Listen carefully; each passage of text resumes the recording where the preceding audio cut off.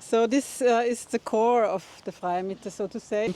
The existence of nature here is due to the fact that no one could build here for a very long time, and that's why these poplars developed and the whole place became quite a different thing. Below ground there's a huge concrete wall around it, so the petrol that is inside here, because there was a petrol station for the trains, so that does not seep out into the groundwater of Vienna. So it's not only above the ground, a very special site, also below ground.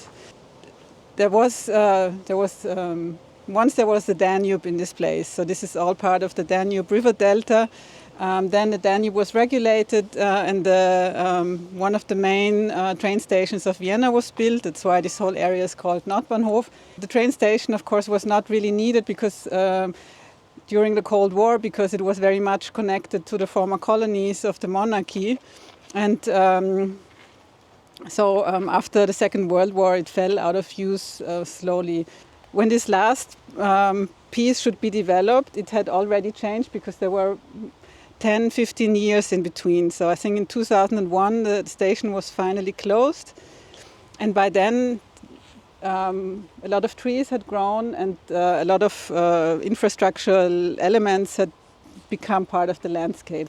And we came here, I think it was around Christmas, to consider that with my office partner Bernd Fley. And we said, actually, we only want to participate if we can find some way to maintain this openness.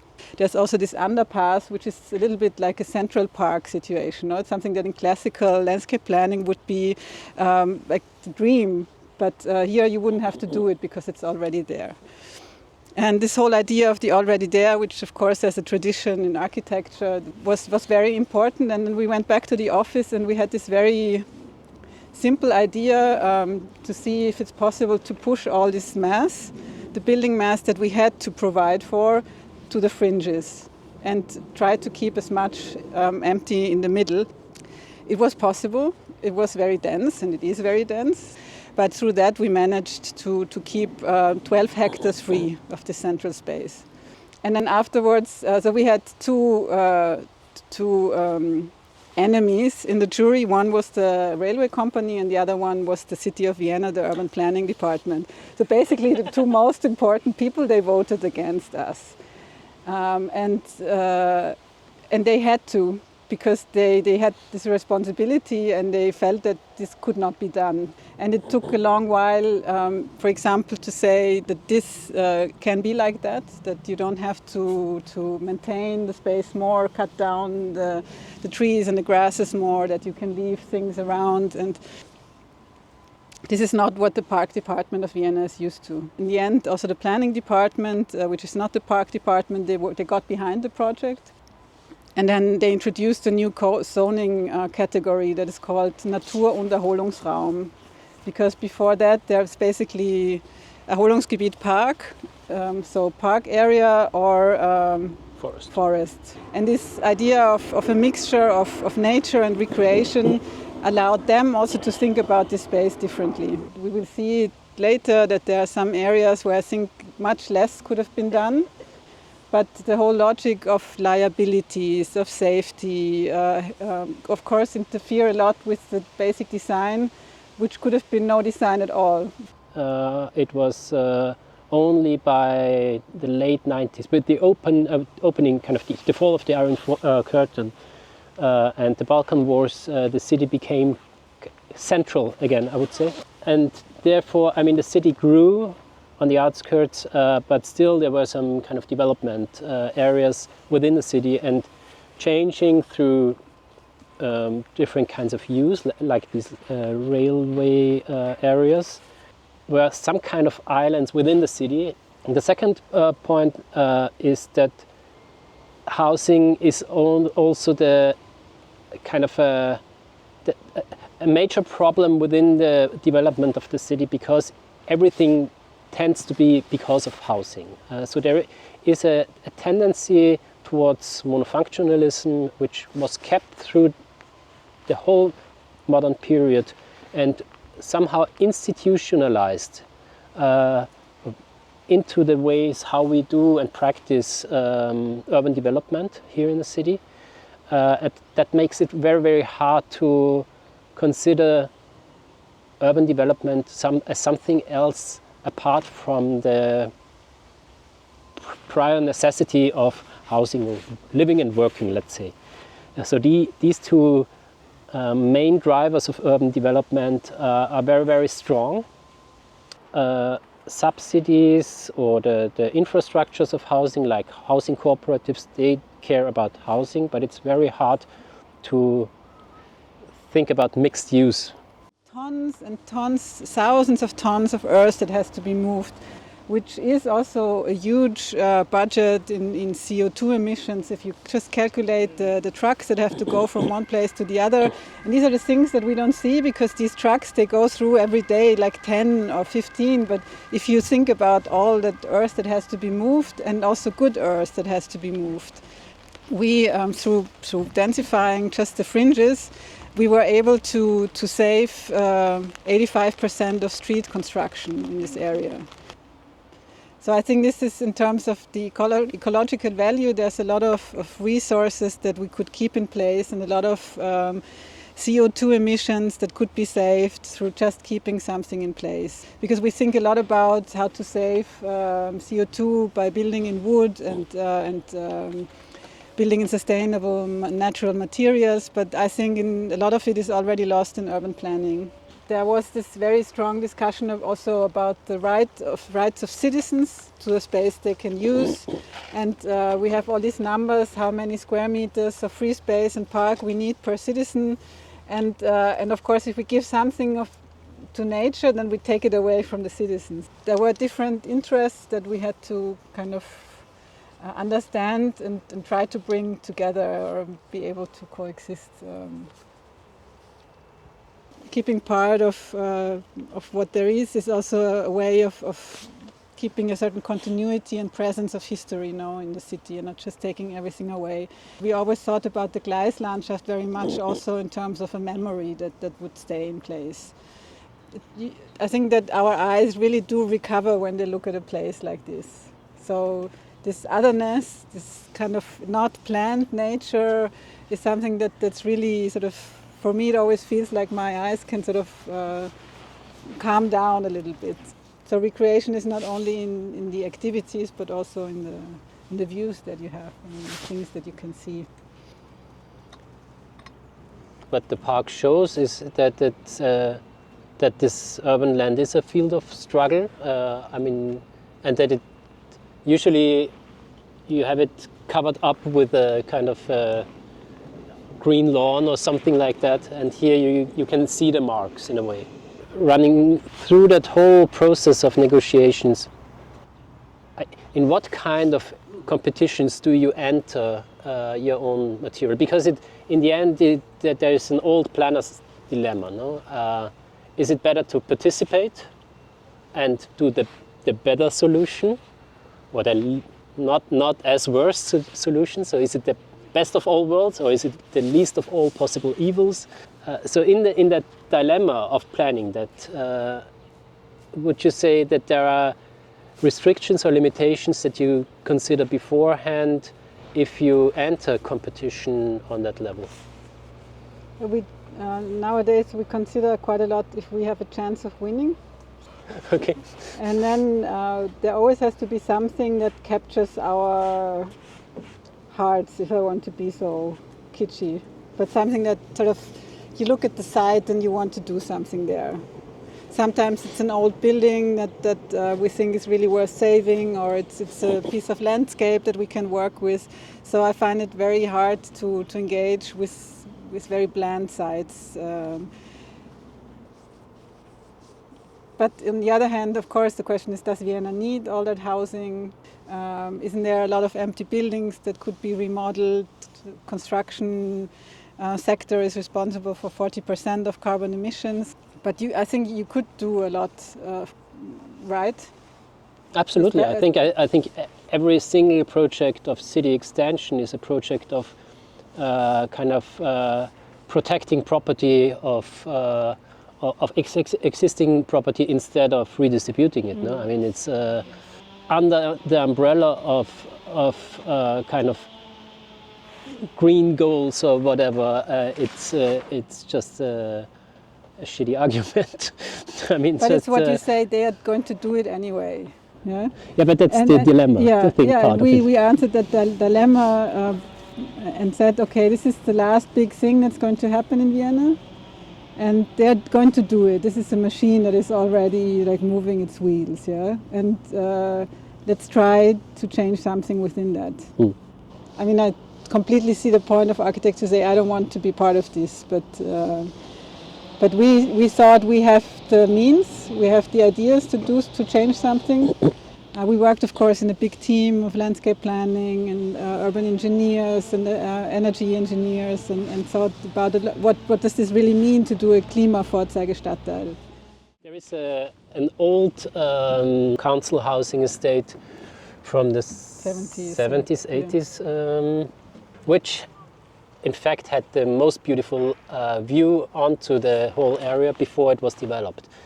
These are players in the whole game that we have to think of because they were there already, right at the beginning.